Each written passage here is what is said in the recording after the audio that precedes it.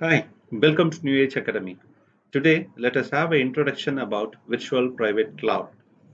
I'm sure by going through this video, you will highly appreciate the pieces of information which you acquire from this video is never dealt anywhere before. So, what is a VPC? VPC is a virtual environment provided by AWS to its customers. Traditionally, in data center environment, that is what I'm talking about is the physical data center environment. Customers will host their servers, virtualized environment, and their storage, security. It may be physical and maybe a logical security and network security connected to the internet and to the branch offices, and maybe connected to other partner companies, those stuffs in word. No, if we want to say in one word, we can say everything is hosted in-house. After cloud came into picture, instead of building your infrastructure in-house, customers started outsourcing to cloud and have connectivity to cloud to manage and maintain your application and resources. So cloud is nothing but a virtual environment, you know, privately dedicated for every customer with all virtual resources like servers, storage, firewall, routers, etc. are virtually dedicated to every customer. It means no one else than the particular customer can talk to its resources. Same way, the particular customer cannot talk to other customer resources unless and until both the customers agreed for some interconnection connection between them. So what is a virtual environment? It is privately dedicated for every individual customers with all resources like servers, storage, firewall, routers, etc.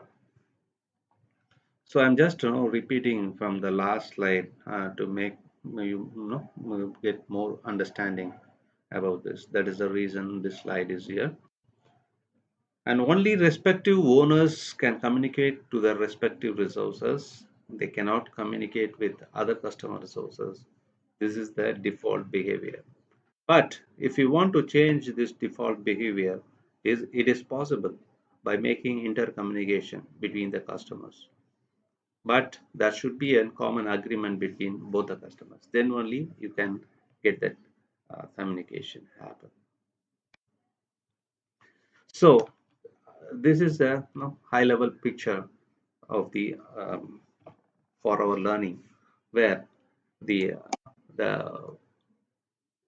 external layer is the it's a AWS uh, service. It is cloud computing denotes that layer denotes too.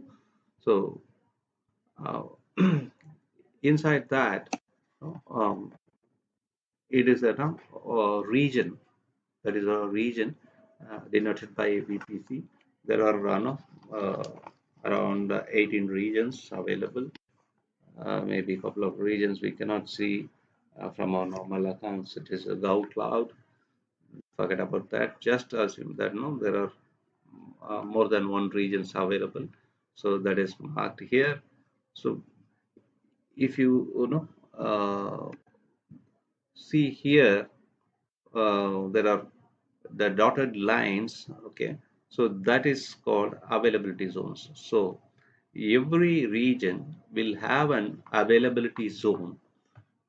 So you can treat it as, you can assume for your understanding right now, availability zone is nothing but a data center.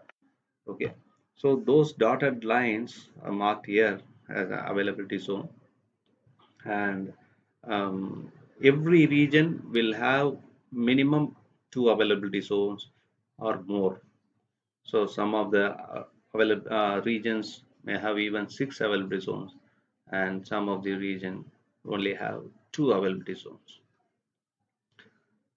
So The next component here, the structure and in the building blocks, you have a VPC. If you note down the VPC here, which the arrow mark is pointing to, okay, which is region specific. It is spanning throughout the region, not across the region. Remember, it is spanning throughout the region. The entire region is covered.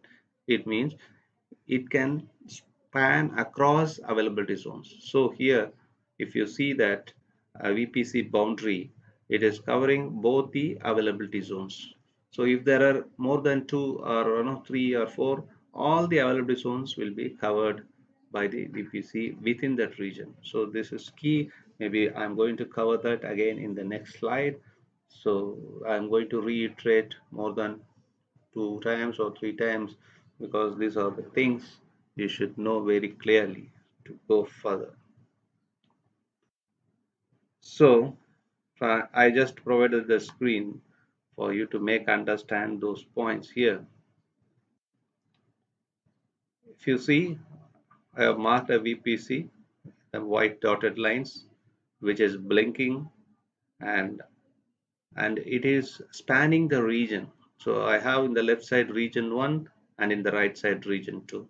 It is spanning across both regions, but you know this this is not the case. You cannot span a VPC across multiple region.